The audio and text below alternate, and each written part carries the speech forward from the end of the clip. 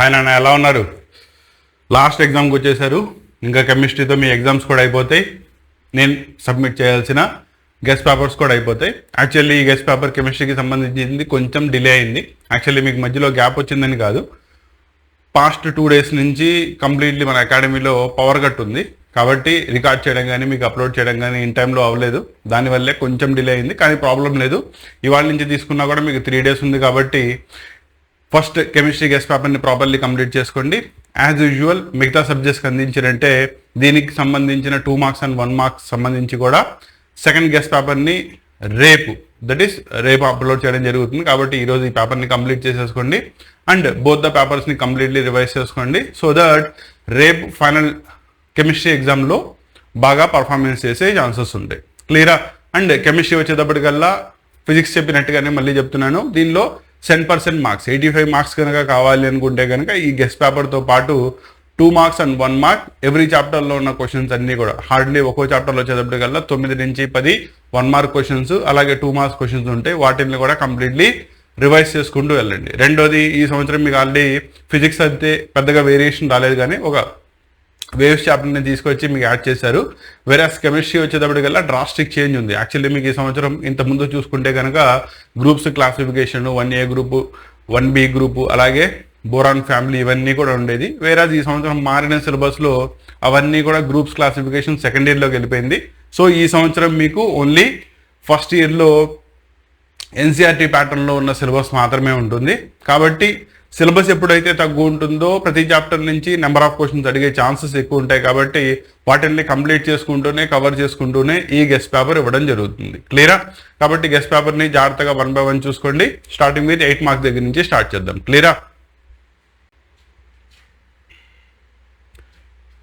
No first 8 marks కనుక చూసుకున్నట్టయితే first చూసుకోండి, Bohr's model of an atom, దానికి పాస్టులేట్స్ రాసి అండ్ దానికి ఏమైనా 3 లిమిటేషన్స్ రాయాలి. ఈ పద్ధతిలో కానీ లేదా Bohr's model of an atom postulates రాసి corresponding line spectrum of hydrogen spectrum, that is Lyman series నుంచి Lyman, Balmer, Paschen, Brackett and Pfund series దాకా 5 సిరీస్ని ఎక్స్ప్లెయిన్ చేయాలి. ప్రతిదీ ఏ ఎలక్ట్రోమాగ్నెటిక్ రేడియేషన్లో ఏ జోన్లో కనబడుతుంది, ప్లస్ ప్రతి దానిలోనూ వేవ్ నెంబర్ న్యూ బార్ లేదా లాంబ్డా ఫైండ్ అవుట్ చేయడానికి RH, that is Rydberg constant for hydrogen atom into 1/n1² minus 1/n2². ఒక్కొక్క దానికి n1 వాల్యూ మారుతూ ఉంటుంది, n2 వాల్యూ మాత్రం సేమ్ ఉంటుంది. దాన్ని రిప్రజెంట్ చేస్తే సరిపోతుంది. వేరాస్ పాస్టులేట్స్ వచ్చేటప్పటికల్లా బోర్స్ మోడల్లో మెయిన్గా 4 పాస్టులేట్స్ కంపల్సరీ రాయాలి. ఒకటి, రూదర్ఫోర్డ్ యొక్క ఫెయిల్యూర్ని ఎక్స్ప్లెయిన్ చేశాడు, that is nothing but stationary orbits యొక్క కాన్సెప్ట్. రెండోది, స్టేషనరీ ఆర్బిట్స్ని రిప్రజెంట్ చేయడం 1 2 3 4 అని రిప్రజెంట్ చేయొచ్చు, లేదా KLMN అని రిప్రజెంట్ చేయొచ్చు with an alphabet of n. దీన్ని రిప్రజెంట్ చేయాలి. అండ్ ఒక పర్టికులర్ ఎనర్జీ లెవెల్లో ఉన్నంత వరకు దాని ఎనర్జీ స్టేషనరీగా ఉంటుంది. దట్ ఈస్ వై వాటిని స్టేషనరీ ఆర్బిట్స్ అంటారు. వేరాస్ హయ్యర్ ఎనర్జీ నుంచి లోయర్ ఎనర్జీకి వచ్చిన, లోయర్ ఎనర్జీ నుంచి హయ్యర్ ఎనర్జీకి వచ్చిన absorption or emission of radiation జరుగుతుంది. Having a energy is given by delta E is equal to E2 minus U1, that is higher energy minus lower energy దానికి సమానం అవుతుంది. అండ్ ఎలక్ట్రాన్ ఎవ్రీ ఆర్బిట్లోనూ ఏ ఆర్బిట్లో పడితే ఆర్బిట్లో రివాల్వ్ అవుతుంది, దానికి కండిషన్ ఉంటుంది. దాన్ని క్వాంటైజేషన్ ఆఫ్ యాంగులర్ మొమెంటం అంటారు. That is nothing but MVR is equal to integral multiple of h/2π ఉండాలి. ఇక్కడ దాకా కనుక ఎక్స్ప్లెయిన్ చేస్తున్నట్టయితే ఇవి Bohr's model of an atom యొక్క పాస్టులేట్స్ అవుతాయి. అలాగే లిమిటేషన్స్ చెప్పాలి, అంటే ఫెయిల్యూర్స్ చెప్పాలి. ఇది హైడ్రోజన్ ఆటమ్కి, that is single electron containing సబ్స్టెన్సెస్కి మాత్రమే అప్లై అవుతుంది. ఒకటి, జీమెన్ ఎఫెక్ట్, స్టార్క్ ఎఫెక్ట్ని ఎక్స్ప్లెయిన్ చేయలేకపోయింది. రెండోది, దీంతో పాటు fine structure of hydrogen atom నుంచి చెప్పలేకపోయింది.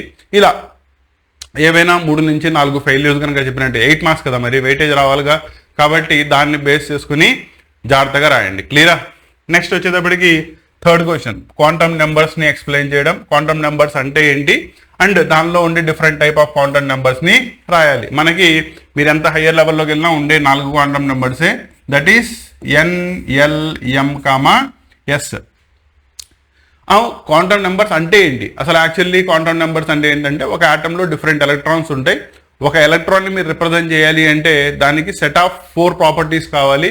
ఆ 4 ప్రాపర్టీస్ని మనం 4 క్వాంటమ్ నెంబర్స్లో రిప్రజెంట్ చేస్తాం. Principal quantum number, azimuthal quantum number, magnetic quantum number and spin quantum number. ఒక్కొక్క దాని గురించి ఎక్స్ప్లెయిన్ చేసుకుంటూ వెళ్తే దీనికి పడే 8 మార్క్స్కి 8 మార్క్స్ పడిపోతాయి. క్లియరా? నెక్స్ట్ 4th క్వశ్చన్ చూసుకోండి. పీరియాడిక్ ప్రాపర్టీ అంటే ఏంటి అంటే ఆఫ్టర్ రెగ్యులర్ ఇంటర్వెల్ తర్వాత ఏ ప్రాపర్టీ అయితే రిపీట్ అవుతుందో వాటినే పీరియాడిక్ ప్రాపర్టీస్ అంటారు. స్టార్టింగ్ విత్ అటామిక్ సైజ్ దగ్గర నుంచి కనుక తీసుకున్నట్టయితే దీనిలో అయనైజేషన్ ఎనర్జీ, ఎంథాల్పీ ఇవన్నీ కూడా ప్రాపర్టీస్ ఉంటాయి. వాటిని ఎక్స్ప్లెయిన్ చేయాలి. దాంట్లో atomic radius, ionisation enthalpy and electronegativity, దీంతో పాటు ఇక్కడ ఎలక్ట్రాన్ ఎఫినిటీ లేదా ఎలక్ట్రాన్ గెయిన్ ఎంథాల్పీ అంటారు, అదొకటి. నెక్స్ట్ దాని యొక్క మెటాలిక్ క్యారెక్టర్స్ ఒకటి, ఇవి కూడా జాగ్రత్తగా చూసుకోండి, రిపీటెడ్లీ అడుగుతూ ఉంటాడు. నెక్స్ట్ 5th క్వశ్చన్ కనుక తీసుకున్నట్టయితే ఫస్ట్ అయనైజేషన్ ఎనర్జీ అంటే ఏంటి, సెకండ్ అయనైజేషన్ ఎనర్జీ అంటే ఏంటి. మనకు ఆల్రెడీ తెలిసింది సెకండ్ అయనైజేషన్ ఎనర్జీ ఫస్ట్ దానికంటే ఎక్కువ ఉంటుంది, థర్డ్ అయనైజేషన్ ఎనర్జీ సెకండ్ కంటే ఎక్కువ ఉంటుంది. దాన్ని ప్రాపర్లీ ఎక్స్ప్లెయిన్ చేయాలి. అండ్ దీనికి సంబంధించిన ఫ్యాక్టర్స్ ఇన్ఫ్లుయెన్సింగ్ అయనైజేషన్ ఎనర్జీ కూడా చెప్పాలి. Atomic size, charge, ionisation potential ఇవన్నీ కూడా దానిలో ఎలా అయితే దాన్ని ఇన్ఫ్లుయెన్స్ చేస్తాయో దాన్ని చెప్పినట్టయితే సరిపోతుంది. నెక్స్ట్ లాస్ట్ చూసుకుంటే కనుక పీరియాడిక్ క్లాసిఫికేషన్లో ఎస్పీడిఎఫ్ బ్లాక్స్ని ఎక్స్ప్లెయిన్ చేయమన్నాడు. ఓకేనా? మనకు ఓవరాల్గా పీరియాడిక్ టేబుల్స్ని 4 బ్లాక్స్ కింద క్లాసిఫై చేస్తారు. ఎస్ బ్లాక్, పి బ్లాక్, మధ్యలో డి బ్లాక్ ఉంటుంది, కింద వచ్చేటప్పటికల్లా ఎఫ్ బ్లాక్ ఎలిమెంట్స్ ఉంటాయి. వీటి యొక్క classification based upon the differentiating electron. Differentiating electron అంటే ఏం లేదు, ప్రతి ఆటంలో లాస్ట్ ఎలక్ట్రాన్ దాని యొక్క కాన్ఫిగరేషన్ రాసినప్పుడు అవుటర్ మోస్ట్ ఎలక్ట్రాన్ని బేస్ చేసుకుని అది మనం ఏ బ్లాక్కి బిలాంగ్ అవుతుందో క్లాసిఫికేషన్ చేస్తాం. దాని జనరల్ ఎలక్ట్రానిక్ కాన్ఫిగరేషన్ రాసి అండ్ ఆ బ్లాక్ ఎలిమెంట్స్కి ఉండే బేసిక్ కామన్ ప్రాపర్టీస్ ఏంటో మెన్షన్ చేయాలి. జనరల్ ఎలక్ట్రానిక్ కాన్ఫిగరేషన్, మెటల్స్ ఉంటాయి, మెటల్స్ అదే పీ బ్లాక్లో తీసుకున్నాం అనుకోండి, మెటల్స్ ఉంటాయి, మెటలాయిడ్స్ ఉంటాయి, నాన్ మెటల్స్ ఉంటాయి. ఇలా ప్రాపర్టీస్ అన్నింటినీ కనుక ఎక్స్ప్లెయిన్ చేసినట్టయితే 4 నీట్ సబెండింగ్తో రాసుకుంటారండి, ఫుల్ మార్క్స్ పడతాయి. క్లియరా?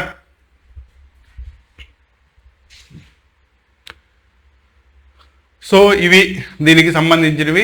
నెక్స్ట్ లాస్ట్లోకి వచ్చేటప్పటికల్లా మనకి ఫైనల్ ఆర్గానిక్ కెమిస్ట్రీ నుంచి దానిలో ఫస్ట్ది ప్రిపరేషన్ ఆఫ్ ఇథిలీన్ ఒకటి, అలాగే preparation of benzene or conversion of benzene and ఎస్టిడిన్ యొక్క ప్రిపరేషన్. దీంతో పాటు ఇదే ఆర్గానిక్ కెమిస్ట్రీలో ఈథేన్ యొక్క ప్రిపరేషన్ కూడా చూసుకోండి. దాంతోపాటు 7th క్వశ్చన్ కనుక తీసుకున్నట్టయితే ethylene, that is CH2 double bond CH2, దాన్నే ఈథిన్ లేదా ఇథిలిన్ అంటారు.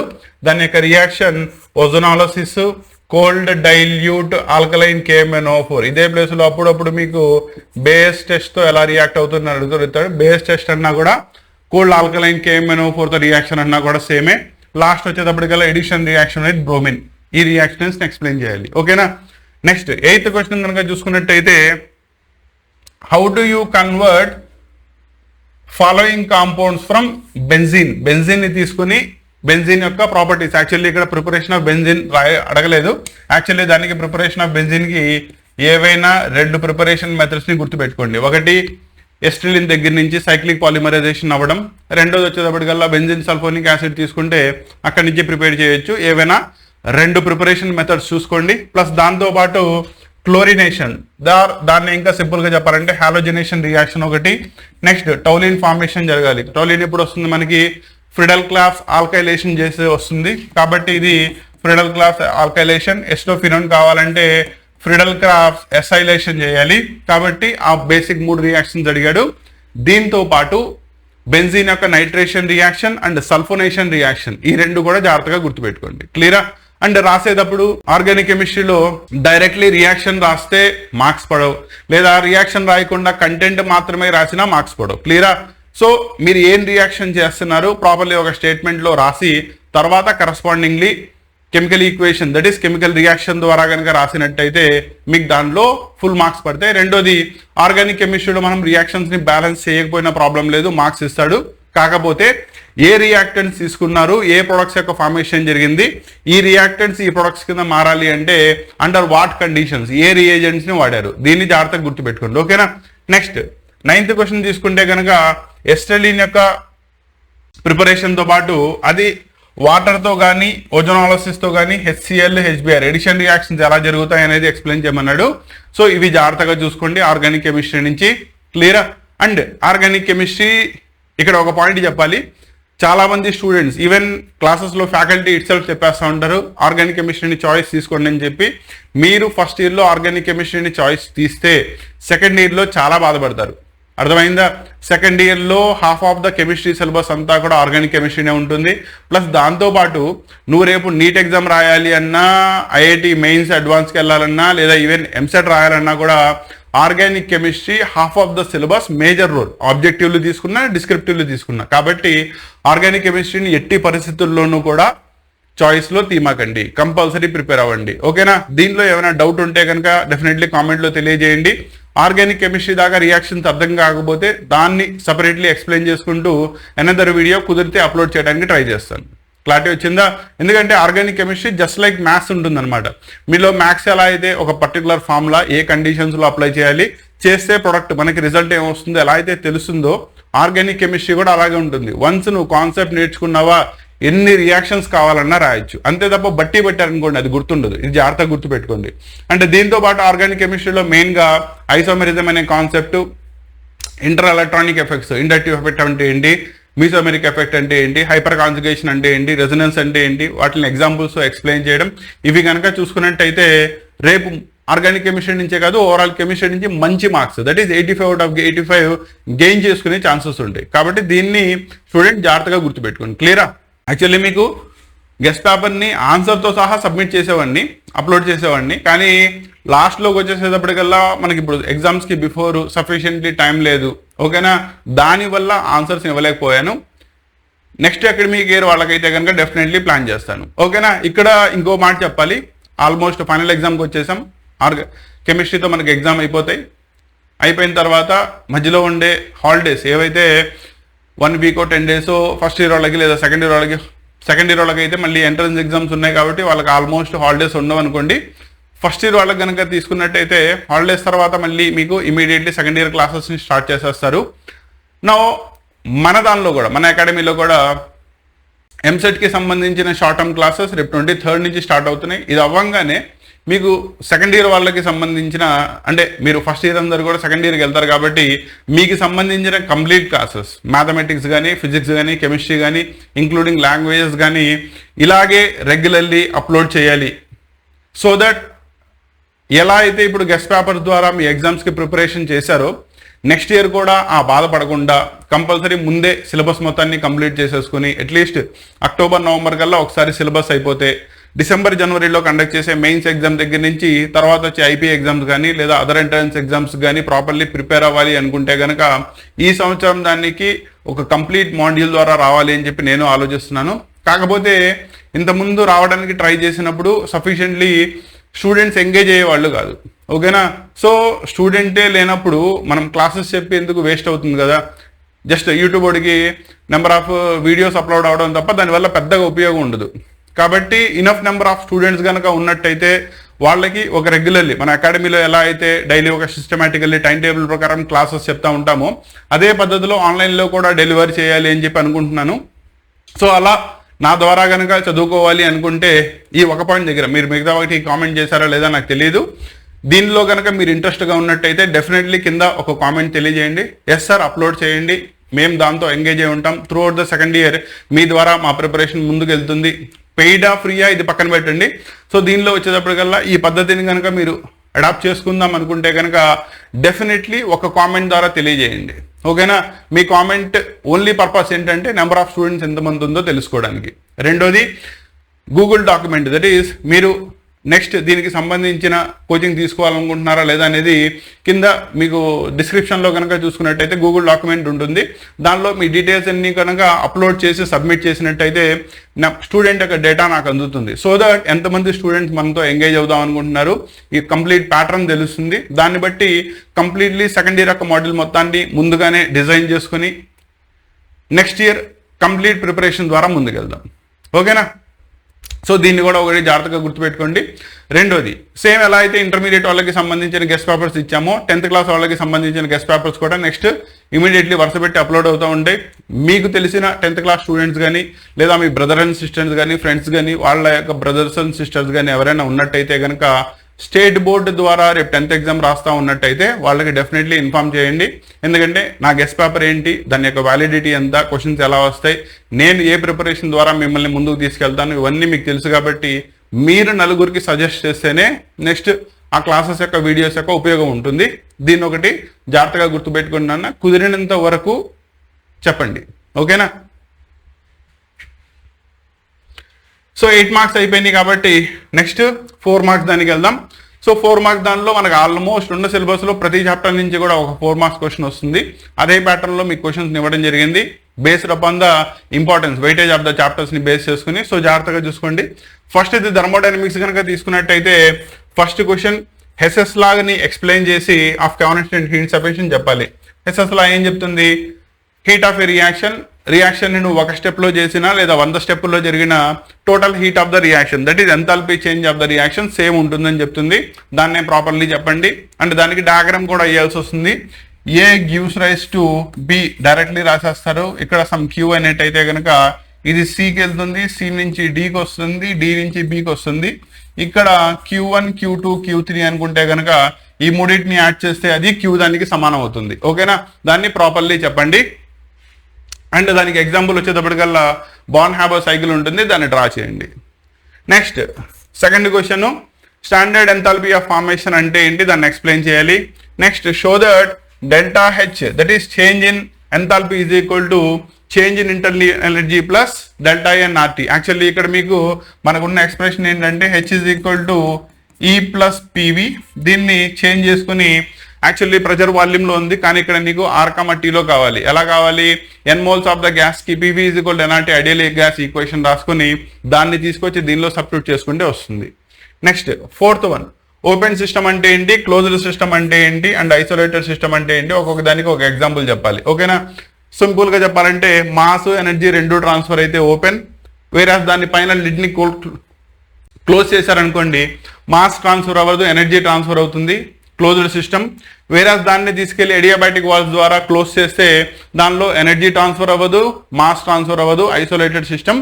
మూడింటికి ఒక్కొక్క దానికి ఒక ఎగ్జాంపుల్ రాయండి.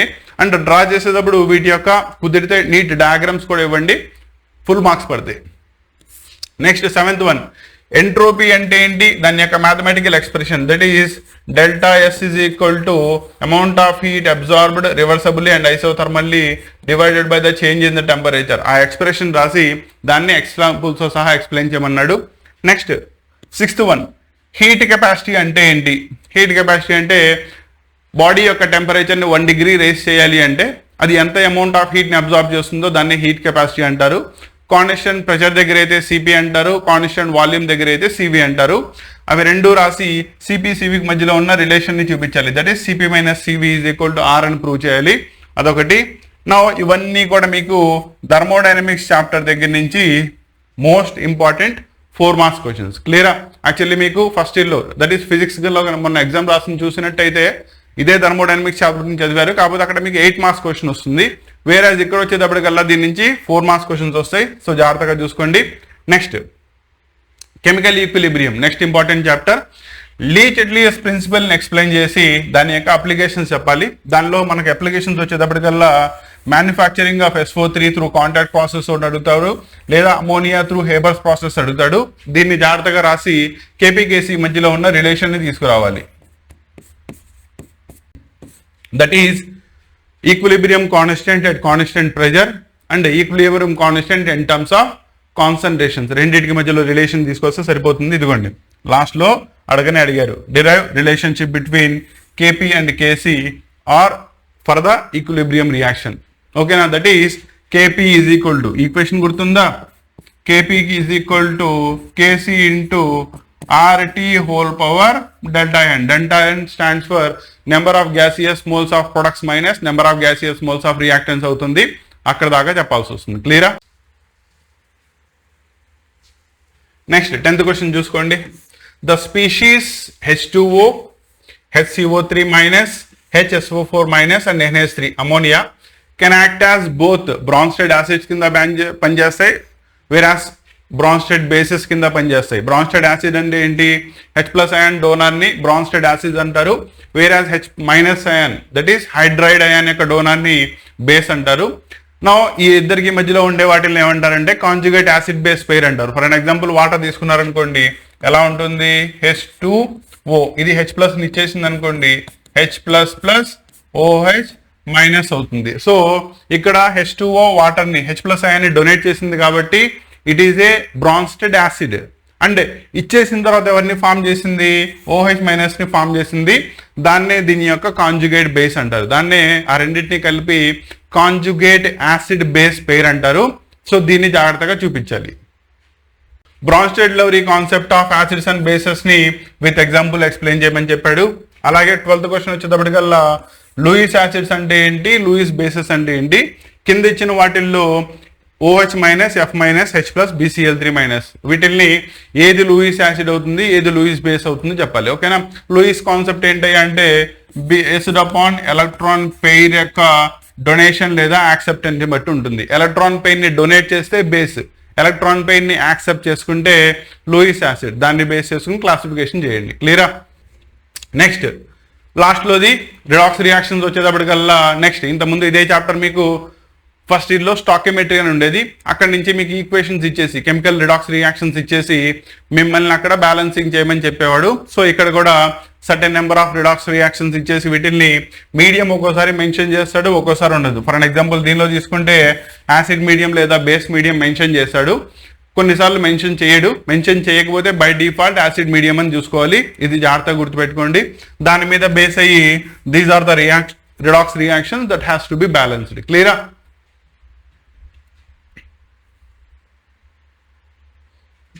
సో ఇది 15th వన్. సో ఈ మూడు కూడా balancing of chemical equations. Chemical equations కూడా మీకు ఈ సంవత్సరం రిడాక్స్ రియాక్షన్స్ మాత్రమే ఉన్నాయి కాబట్టి మీకు ఇచ్చేవి కూడా అవే ఉంటాయి. రిడక్షన్ ప్లస్ ఆక్సిడేషన్ రియాక్షన్స్ ఉంటుంది. వీటిని జాగ్రత్తగా బ్యాలెన్స్ చేసుకొని సరిపోతుంది. అండ్ బ్యాలెన్సింగ్ చేసేటప్పుడు కూడా మీరు ముందు అన్బ్యాలెన్స్డ్ కెమికల్ ఈక్వేషన్ తీసుకోవాలి. దానిలో రిడక్షన్ హాఫ్ రియాక్షన్ ఎవరు, ఆక్సిడేషన్ హాఫ్ రియాక్షన్ ఎవరు చెప్పాలి. దీనిలో బ్యాలెన్స్ చేసేటప్పుడు కల్లా అదర్ సబ్స్టెన్సెస్ ని ముందు బ్యాలెన్స్ చేసుకోవాలి, ఆక్సిజన్ అండ్ హైడ్రోజన్ ని లాస్ట్ లో బ్యాలెన్స్ చేసుకోవాలి. ఇది సీక్వెన్స్. అండ్ ఫైనల్లీ లాస్ట్ లో చార్జెస్, ఆ చార్జెస్లో బోత్ సైడ్ సేమ్ క్యాన్సిలేషన్ అవ్వాలి కాబట్టి న్యూమరికల్లీ కోఎఫిషియెంట్ సమానం చేసుకోవడం, క్యాన్సిలేషన్ అవ్వంగా మిగిలిందే మీకు బ్యాలెన్స్డ్ కెమికల్ ఈక్వేషన్ అవుతుంది. ఇక్కడ దాకా క్లియర్గా ఒక ఫుల్ పేజ్లో వచ్చినట్టు రాసినట్టయితే కనుక 4 మార్క్స్కి 4 మార్క్స్ పడతాయి. జాగ్రత్తగా గుర్తుపెట్టుకోండి. క్లియరా. నెక్స్ట్ వచ్చేటప్పటికి ఆర్గానిక్ కెమిస్ట్రీ నుంచి వద్దాం. దట్ ఈస్ థర్మోడైనమిక్స్, దాని తర్వాత రిడాక్స్ రియాక్షన్స్. ఇవి 4 మార్క్స్ దానికి మెయిన్ చాప్టర్స్. దాని తర్వాత సైమల్టేనియస్లీ అంత వెయిటేజ్ మనకు మెయింటైన్ చేసేది ఆర్గానిక్ కెమిస్ట్రీ. ఆల్రెడీ చెప్పాను కదా, స్టార్టింగ్లోనే చెప్పాను.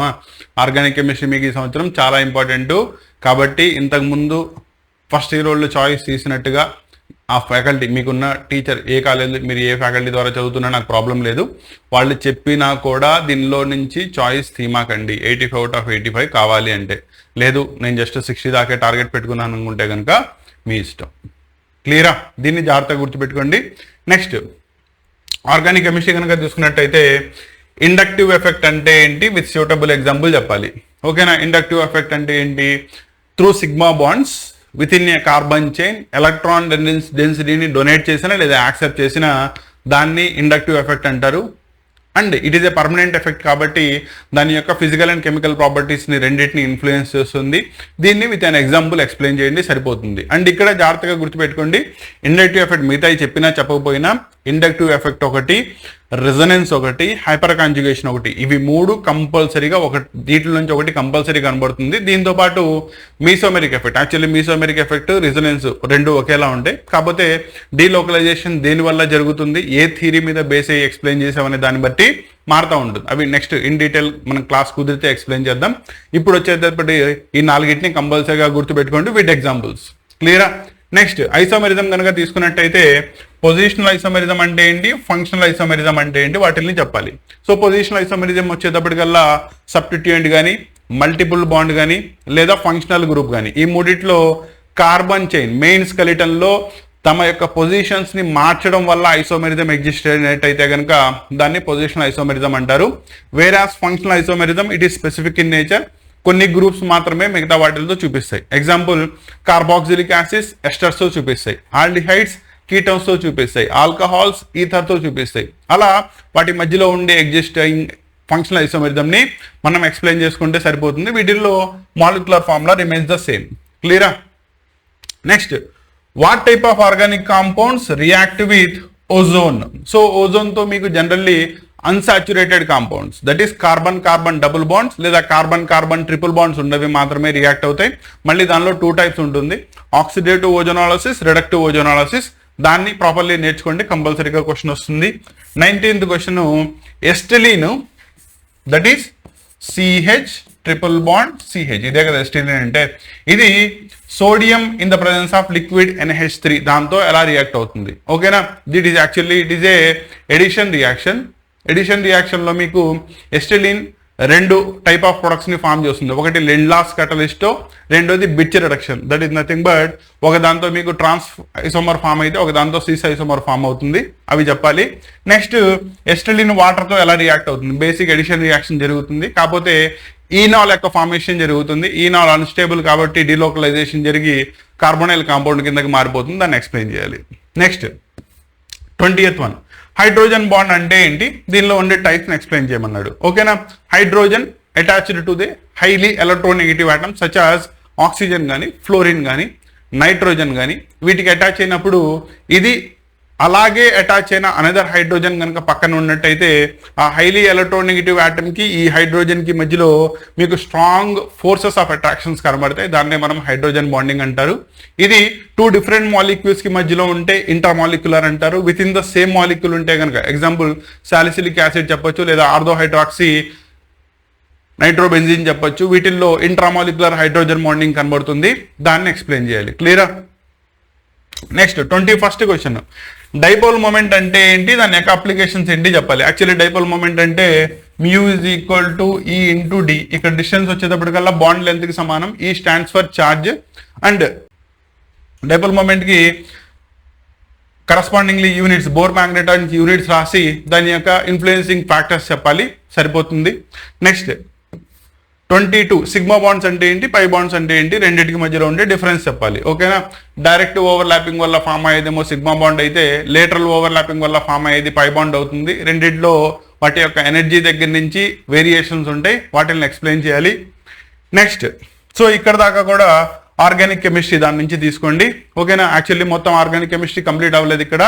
దీనిలో మిగిలిపోయిన క్వశ్చన్స్ మీకు సెకండ్ గెస్ట్ పేపర్లో ఇస్తానన్నాను, జాగ్రత్తగా చూసుకోండి. క్లియరా? Next finally chemical bonding, that is chemical bonding లోకి వెళ్దాం.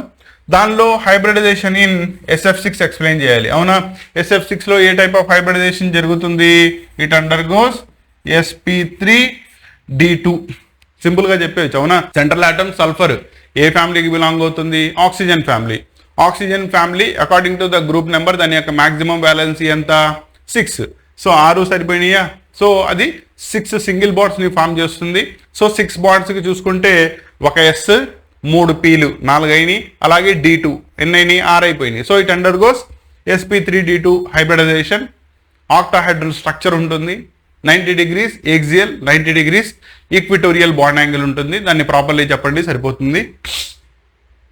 Next explain the structure of CH4 molecule. It is best example for the sp3 hybridization. Tetrahedral structure వస్తుంది, 109 degrees 28 minutes లేదా 109.5 degrees బాండ్ యాంగిల్ వస్తుంది. దాన్ని ప్రాపర్లీ ఎక్స్ప్లెయిన్ చేయండి. Next PCl5 sp3 d hybridization, trigonal bipyramidal structure. Axial bond angle ఏమో 90, equatorial bond angle ఏమో 120. Clearly draw చేసి చెప్పండి, సరిపోతుంది. క్లియరా?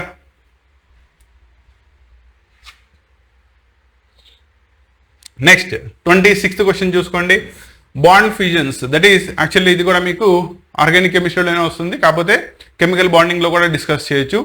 హోమోలిటిక్ బాండ్ ఫ్యూజన్ అంటే ఏంటి, హెట్రోలైటిక్ బాండ్ ఫ్యూజన్ అంటే ఏంటి? యాక్చువల్లీ ఇక్కడ మీకు ఏవైనా 2 స్పీషీస్ కి మధ్యలో ఒక బాండ్ ఫార్మేషన్ జరగాలి అంటే దానిలో కంపల్సరీగా 2 ఎలక్ట్రాన్స్ ఉంటాయి. అంటే each sigma bond is formed by the pair of electrons.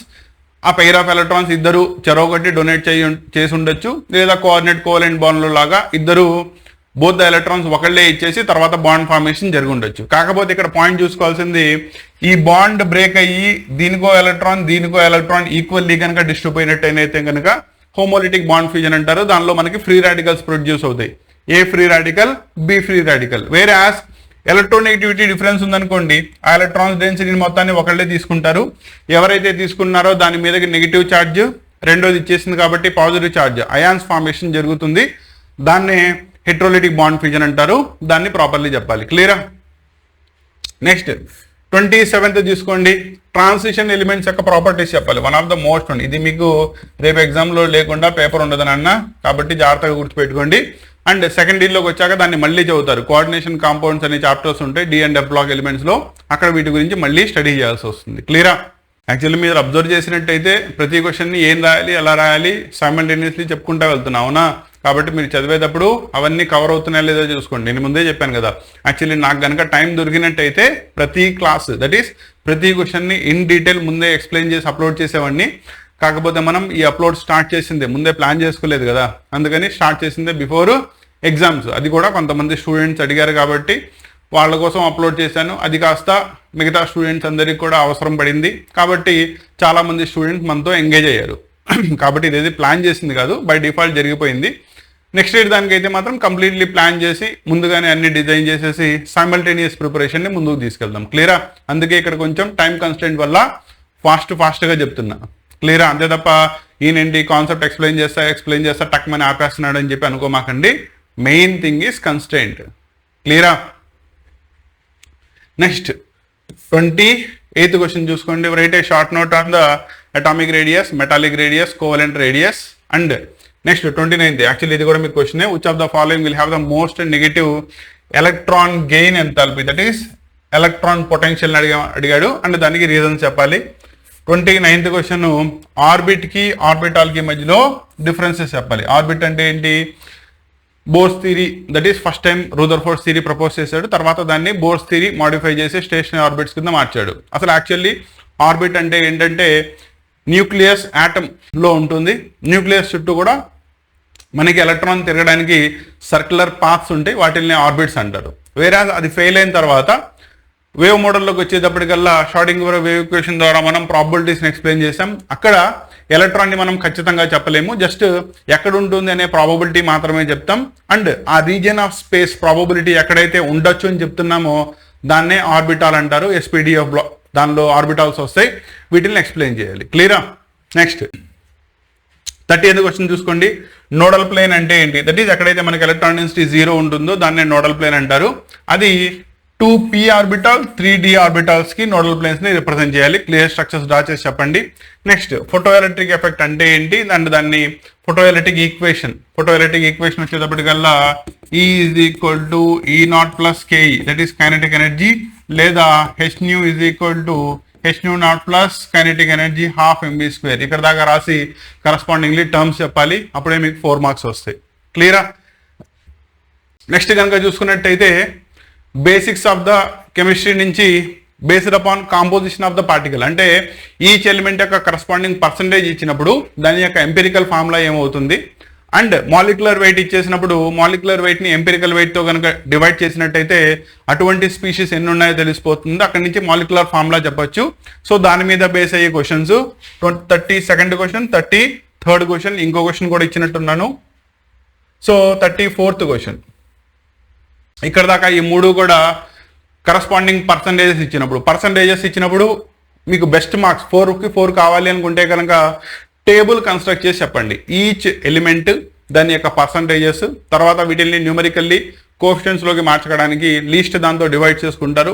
ప్రతి ఒక్క దాని యొక్క కరస్పాండింగ్ కౌంటింగ్ నెంబర్ వచ్చేస్తుంది. దాన్ని తీసుకెళ్లి దాని యొక్క సబ్స్క్రిప్ట్లో కనుక రాసినట్టయితే ఎంపిరికల్ ఫార్ములా తయారవుతుంది. క్లియరా? ఇది ప్యాటర్న్. నీట్గా చెప్పండి, 4 మార్క్స్ పడతాయి. ఎంపిరికల్ ఫార్ములా కాకుండా డైరెక్ట్లీ మీకు దాని యొక్క మాలిక్యులర్ వెయిట్ ఇచ్చేసి మాలిక్యులర్ ఫార్ములా కనుక్కోమంటాడు. ఎలా ఫైండ్ అవుట్ చేస్తారు? ముందు అటువంటి species, for an example C2H4O ఉందనుకోండి, this is the empirical formula. ఇది ఎన్ని టైమ్స్ వచ్చిందో మనం n వాల్యూని ఫైండ్ అవుట్ చేయాలి. నా నెంబర్ ఆఫ్ టైమ్స్ తెలియాలి అంటే n is equal to simple formula molecular weight divided by దాని యొక్క ఈక్వలెంట్ వెయిట్ కాదు, ఎంపిరికల్ వెయిట్. దీన్ని జాగ్రత్తగా గుర్తుపెట్టుకోండి. డివైడ్ చేసుకోండి, n వాల్యూ వచ్చేస్తుంది. ఫర్ అన్ ఎగ్జాంపుల్ 5 వచ్చేటప్పటికల్లా 3.2 వచ్చింది. ఇది ఫైండ్ అవుట్ చేసుకుంటే 1.6. ఇది దీనిలో 2 టైమ్స్ క్యాన్సిల్ అవుతుంది. తీసుకొచ్చి ఇక్కడ సపరేట్ చేస్తే మీకు దీని యొక్క యాక్చువల్ మాలిక్యులర్ ఫార్ములా ఎంత అవుతుంది? C4H8O2. ఇలా కరస్పాండింగ్లీ మనం ఆర్గానిక్ కాంపౌండ్ ఇది అవుతుంది అని చెప్తే సరిపోతుంది. క్లియరా? ఈ ప్యాటర్న్లో రిప్రజెంట్ చేస్తేనే దీనికి 4 మార్క్స్ పడతాయి. జాగ్రత్తగా గుర్తుపెట్టుకోండి. క్లియరా? సో ఇవి ఓవరాల్గా 4 మార్క్స్కి సంబంధించినవి. నెక్స్ట్ 2 మార్క్స్ 1 మార్క్ ఉన్నాయి, వరుస పెట్టి చూద్దాం.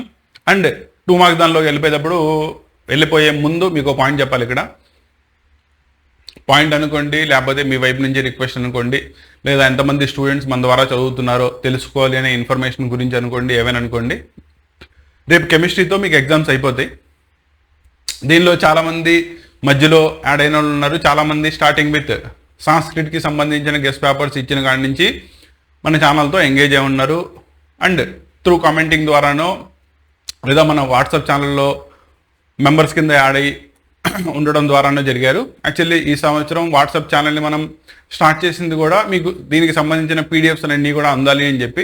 యాక్చువల్లీ అది సాంస్క్రిట్ ఎగ్జామ్ అయ్యేటప్పటికల్లా ఇంగ్లీష్ ఎగ్జామ్ అప్పుడు కనుకుంటా ఆ లింక్ కూడా ఇదైంది. దానివల్ల పీడిఎఫ్లు అందించలేకపోయాం.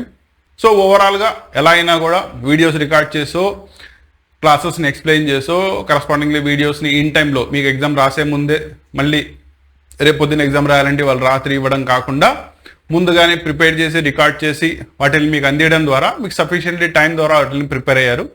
అండ్ ఈ ప్రాసెస్ అంతా కూడా ఎందుకంటే ఇది ఏదో అల్లటపగల వెళ్ళి నుంచి చెప్పేసి అవ్వదు నాన్న, ఓకేనా? యాక్చువల్లీ మీకు గెస్ట్ పేపర్ ముందు పేపర్స్ని అనలైజ్ చేసి ప్రిపేర్ చేయాలి.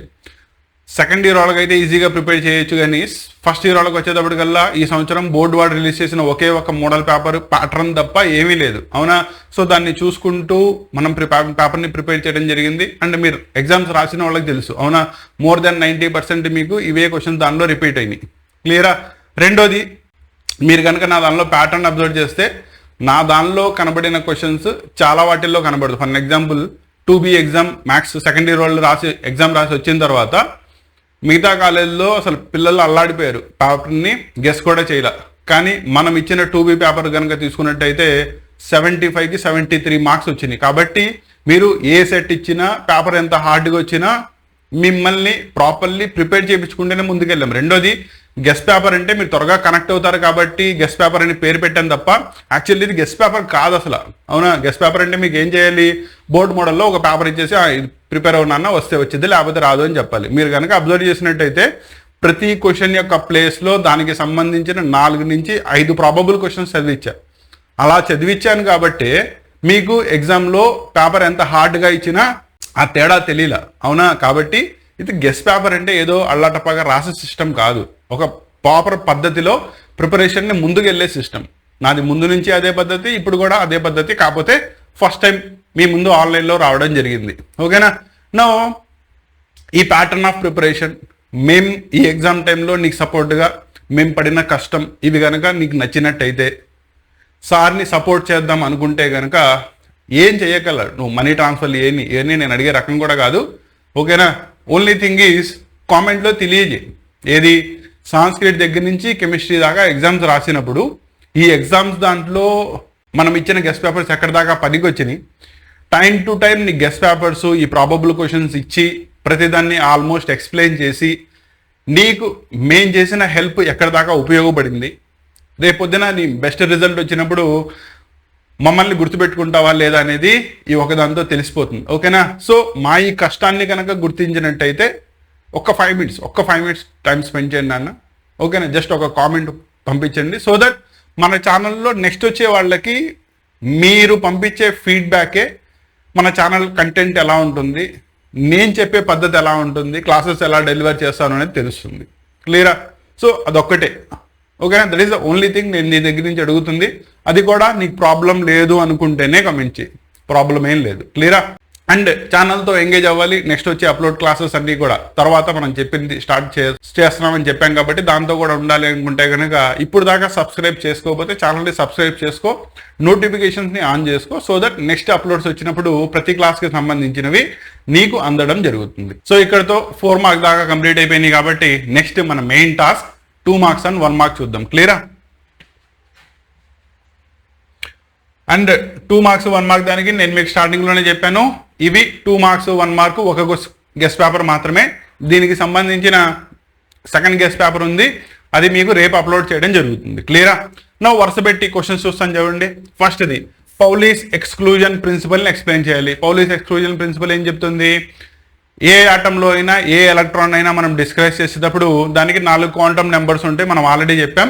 కాకపోతే ఏ ఎలక్ట్రాన్కి కూడా 4 క్వాంటమ్ నెంబర్ సేమ్గా ఉండవు. వాటికి ఎన్ వాల్యూ, ఎల్ వాల్యూ, ఎం వాల్యూ సేమ్గా రావచ్చు, కానీ 2 ఎలక్ట్రాన్స్ ఒక అటామిక్ ఆర్బిటాల్లో సేమ్ స్పిన్తో ఉండవు. కాబట్టి ఒకదానికి +12 వస్తే రెండో దానికి -12 వస్తుంది, దాన్ని చెప్పాలి. నెక్స్ట్ దాని నుంచే హున్స్ రూల్ అంటే ఏంటి? హున్స్ రూల్ దేని గురించి చెప్తుంది? డీజనరేట్ ఆర్బిటాల్స్ని ఫిల్ చేసేటప్పుడు like p orbital, d orbital, f orbital ముందు వాటిని సింగిల్లీ ఫిల్ చేయాలి, దెన్ ఓన్లీ పేరింగ్ చేయాలని చెప్తుంది. నైట్రోజన్ తీసుకుని ఎక్స్ప్లెయిన్ చేసి సరిపోతుంది. Next aufbau principle explain చేయాలి, that is building block of atomic orbitals. అంటే అటామిక్ ఆర్బిటాల్స్ని ఫిల్ చేసేటప్పుడు ముందు 1s ఫిల్ చేయాలి, తర్వాత 2s, 2p, 3s, 3p, 4s కాదు కదా 3d తర్వాత 4s. అవునా? ఇది ఎలా తెలుస్తుంది మనకి? వాటి యొక్క n+l వాల్యూస్ని బేస్ చేసుకుని దేనికైతే లోయర్ n+12 వాల్యూ ఉంటుందో దాన్ని ముందుగా ఫిల్ చేయాలి. ఈ కాన్సెప్ట్ క్లియరా? అలాగే బ్లాక్ బాడీ అంటే ఏంటి? Black body is nothing but Planck's quantum theory చెప్పింది. ఏదైతే 100% దాని మీద పడిన రేడియేషన్ అబ్జార్బ్ చేసుకుంటుందో సచ్ ఏ బాడీని మనం బ్లాక్ బాడీ అంటాం. Example coal or coal plated objects కానీ తీసుకోవచ్చు, దాన్ని ఎక్స్ప్లెయిన్ చేయాలి. Next what is the frequency of radiation? Wave length ఇచ్చేసాడు లాంబ్డా, మనకు ఆల్రెడీ తెలుసు. Nu is equal to C divided by lambda. C is the velocity of light, 3 × 10⁸ metres per second రాయాలి. Lambda ఇచ్చేసాడు, నానోమీటర్స్లో ఇచ్చాడు కాబట్టి దాన్ని మీటర్స్లోకి మార్చండి. సో 600 × 10⁻⁻9 మీటర్స్ అవుతుంది. కన్వర్షన్ రావాలి ఇక్కడ, ఓకేనా? 1 యాంగిస్ట్రామ్స్ని ఎలా మారుస్తారు? 1 నానోమీటర్, 1 పికోమీటర్ ఇవి వస్తేనే దానిలో ప్రాబ్లమ్స్ చేయగలరు. క్లియరా? నెక్స్ట్ 5th వన్ ఆల్రెడీ చెప్పేసాము. 6th one, how many neutrons, electrons are present in the nuclear? For example ఏదైనా ఒకటి తీసుకుందాం.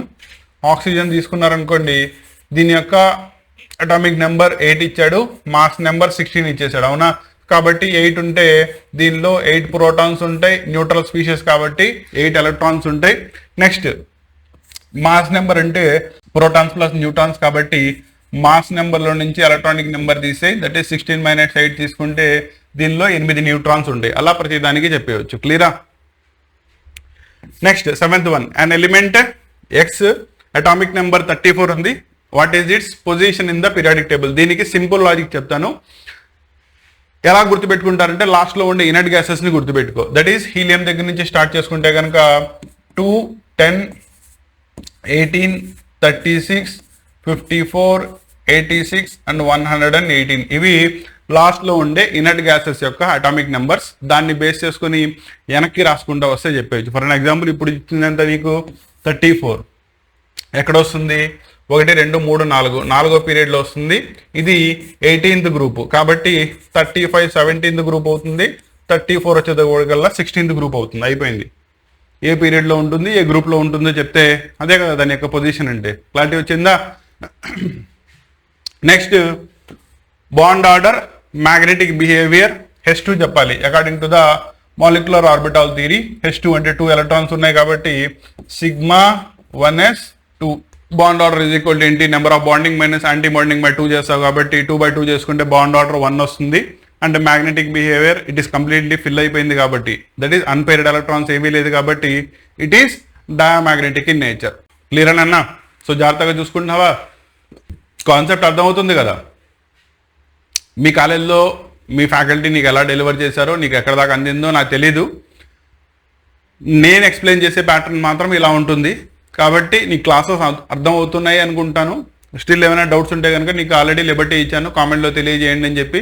క్లియరా? నెక్స్ట్ ఇయర్ మనం ఆన్లైన్ క్లాసెస్ స్టార్ట్ చేసినా కూడా ఇదే ప్యాటర్న్లో ఇంకా ఇన్ డీటెయిల్తో ఎక్స్ప్లెయిన్ చేస్తాం. క్లియరా? Next 9th one, consider the following species, what is common in them?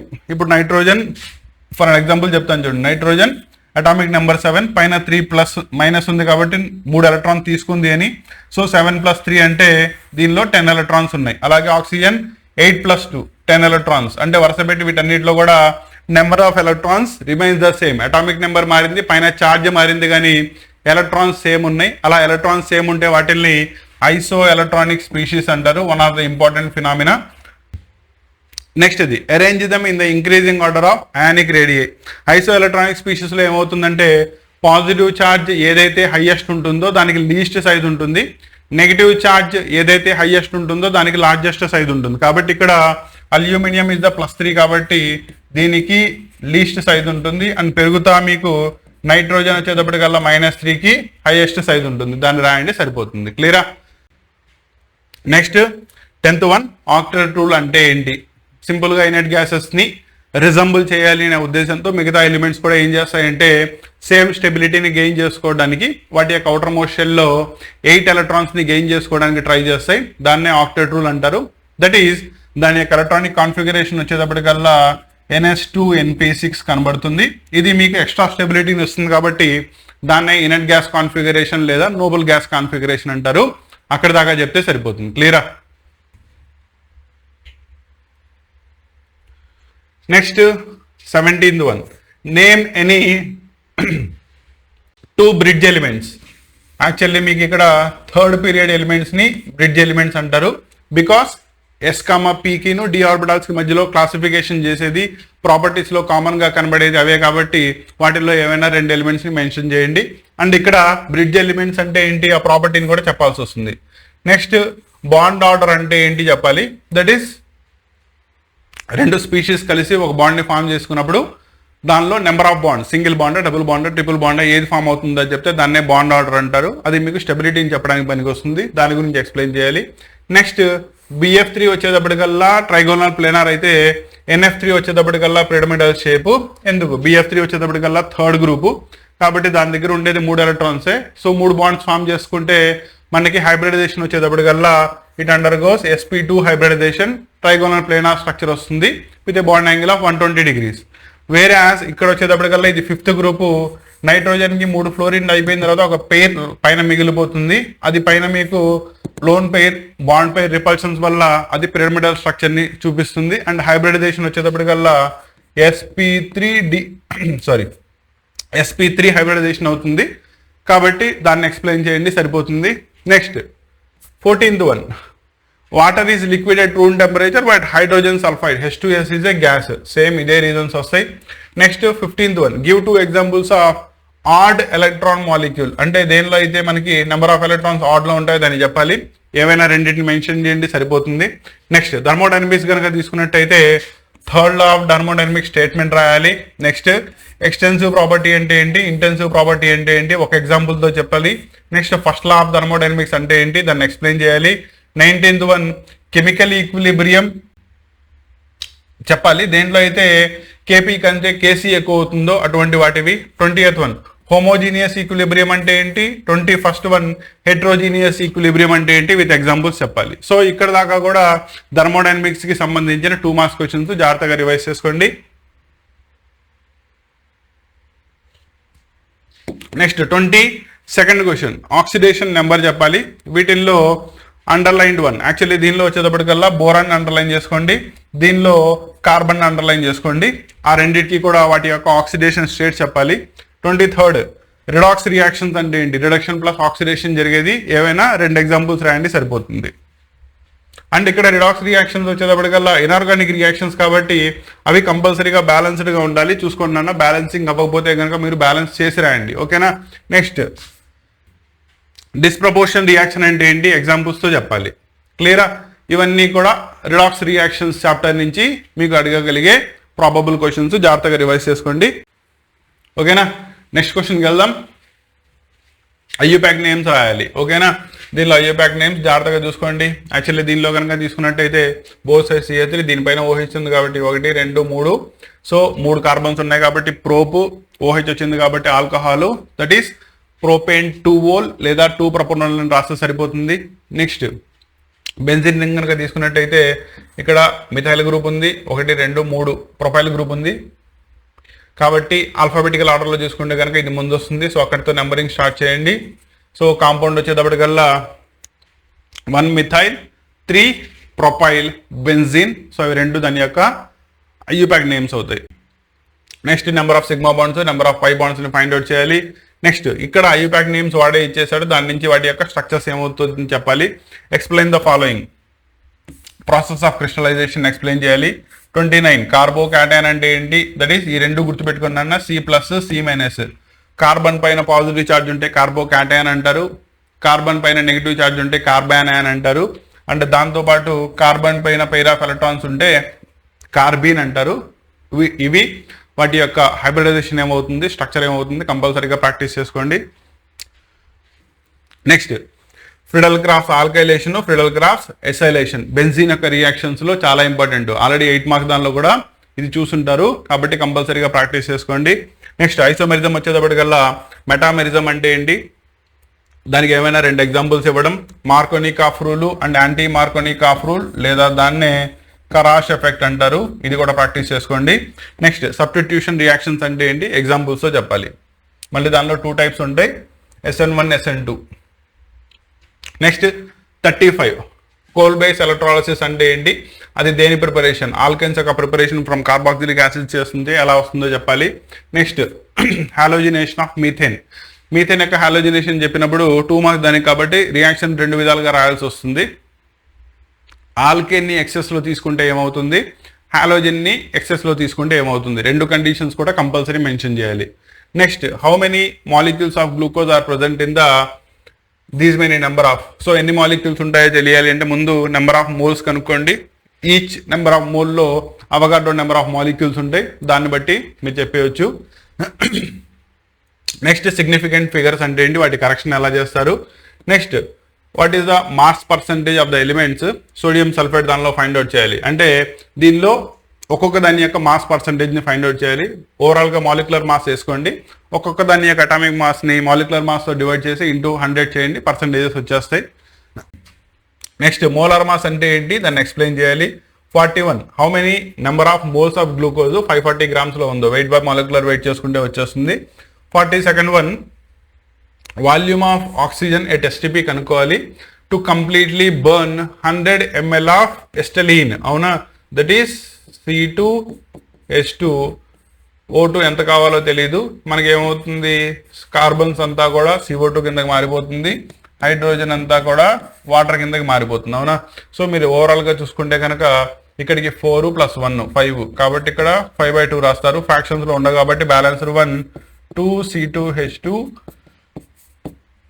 + 5O2 gives rise to 4CO2 + 2H2O. అంటే ఎస్టలీను ఆక్సిజన్ను దే ఆర్ ఇన్ ద 2:5% ఉంటుంది, దాని నుంచి ఫైండ్ అవుట్ చేయండి. క్లారిటీ వచ్చిందా. సో ఇవి ఓవరాల్గా 2 మార్క్స్కి సంబంధించినవి. నెక్స్ట్ 1 మార్క్ చూద్దాం. క్లియరా.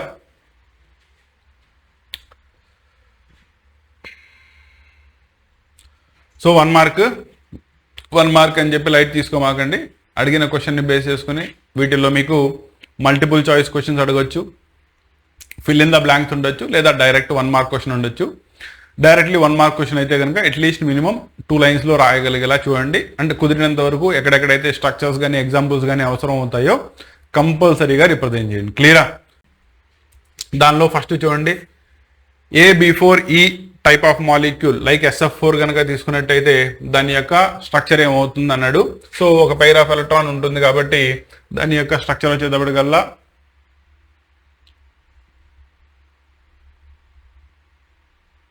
సీసా స్ట్రక్చర్ అవుతుంది, దాన్ని ఎక్స్ప్లెయిన్ చేయాలి.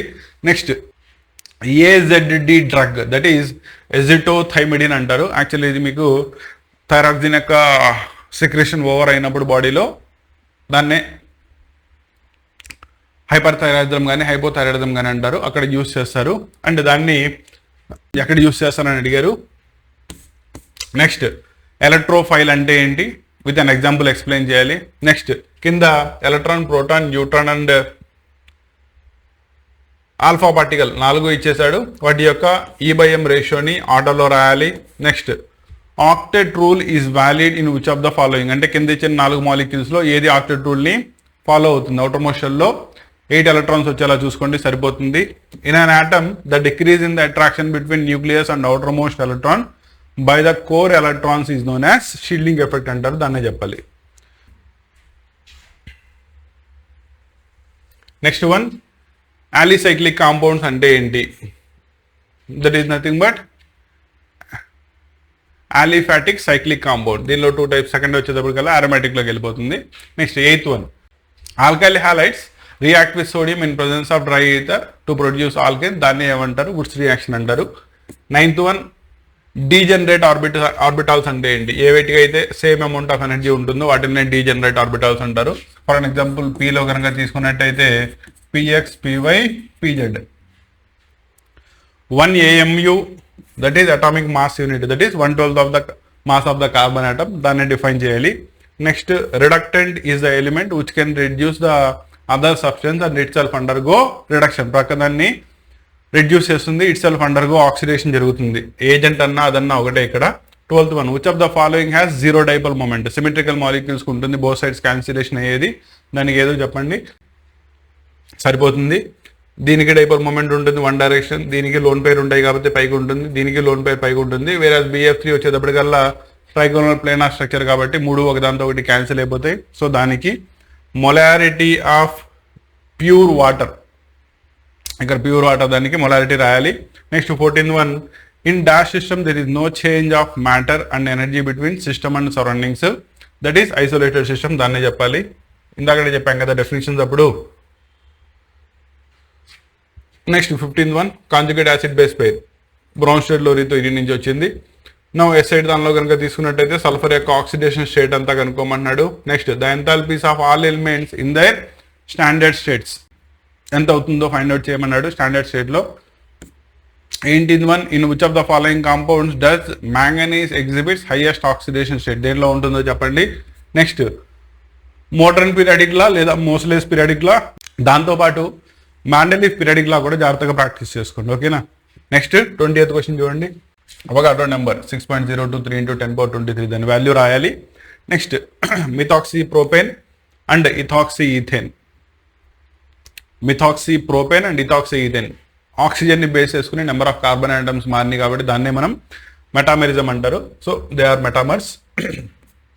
How do you prepare ethyl bromide from ethylene? Addition reaction చెప్పాలి. Decreasing order of acidic behaviour of ethane, ethene, ethyne. ఒక దానిలో సింగిల్ బాండ్, రెండో దానిలో డబుల్ బాండ్, మూడో దానిలో ట్రిపుల్ బాండ్ ఉంటుంది. That depends upon the percentage of S character మీద depend అయి ఉంటుంది. That is hybridization. దానికి ఇది ఎక్కువ ఉంటుంది కాబట్టి decreasing order of acidic behaviour అన్నాడు. హైయెస్ట్ విల్ బి ఈథైన్, తర్వాత ఈథిన్, తర్వాత లాస్ట్ వచ్చేటప్పటికల్లా ethane. 24, write the relationship between Gibbs free energy and equilibrium constant, that is delta G is equal to minus RT ln K. అదే relation చెప్పేస్తుంది. Next hybridization అంటే ఏంటి దాన్ని define చేయాలి with an example. How many P electrons are present in the sulphur atom? ముందు sulphur యొక్క configuration draw చేయండి. అవునా? ఆటోమేటికల్లీ వచ్చేస్తుంది. అటామిక్ నెంబర్ ఎంత గుర్తుంది కదా? క్లియరా? సో ఇవి ఓవరాల్గా 2 మార్క్స్కి సంబంధించినవి. దీంతో మీకు ఫస్ట్ గెస్ట్ పేపర్ కంప్లీట్ అయిపోయింది. పేపర్ని జాగ్రత్తగా రివైజ్ చేసుకోండి. దీన్ని కంప్లీట్ నేను డిజైన్ చేసింది కూడా బోర్డు వాడిచ్చిన వెయిటేజ్ అండ్ వాడిచ్చిన మోడల్ పేపర్ని బేస్ చేసుకునే కాబట్టి క్వశ్చన్స్ కూడా మీకు అలాగే డిజైన్ చేసి ఇచ్చాను. ఒక చాప్టర్కి సంబంధించిన క్వశ్చన్స్ అన్నీ కూడా ఒక చోట వచ్చేలాగా. కానీ అది 1 మార్క్లో ఏ చాప్టర్ నుంచి అడుగుతాడో ఎలా అడుగుతాడో తెలియదు కాబట్టి ర్యాండమ్లీ ఇవ్వడం జరుగుతుంది. దీన్ని జాగ్రత్తగా ప్రిపేర్ అవ్వండి. ఏమైనా డౌట్స్ ఉంటే కనుక కామెంట్లో తెలియజేయండి. రెండోది, మీకు సఫిషియెంట్లీ రియాక్ట్ అవ్వడానికి మీ ప్రతి కామెంట్కి నేను మ్యాక్సిమం ట్రై చేస్తున్నానన్న రిప్లై ఇవ్వడానికి. ఎవరికైనా కనుక రిప్లై ఇవ్వలేకపోతే ఇన్ టైంలో సారీ ఫర్ దట్, ఎందుకంటే టైం కన్స్టెంట్ వల్ల ఇవ్వలేకపోవచ్చు. ఓకేనా? కానీ మీకు రిప్లై ఇచ్చినా రిప్లై ఇవ్వకపోయినా మీరు రాసిన కమెంట్ నేను డెఫినెట్లీ చదువుతాను. ఓకేనా? అక్కడ దాకైతే నేను కంపల్సరీ చేస్తున్నాను. దానిలో ఏదైతే ఇమీడియట్లీ ఇవ్వాల్సి వస్తుందో వాటికి ఇమీడియట్లీ రియాక్ట్ అవ్వడం జరుగుతుంది. క్లియరా? కాబట్టి ఈ ప్రిపరేషన్ని జాగ్రత్తగా కంప్లీట్ చేసుకోండి. 2 మార్క్స్ 1 మార్క్ అండ్ 4 మార్క్స్ ఎక్కడైనా మిస్ అయిపోతే కనుక వాటితో కలిపి సెకండ్ గెస్ట్ పేపర్లో ఇస్తాను. దాన్ని కూడా ప్రాపర్లీ రివైజ్ చేసుకోండి. రేపు పొద్దునే 85 out of 85 గెయిన్ చేసుకోవడానికి. ఓకేనా? ఆల్ ద బెస్ట్ నాన్న.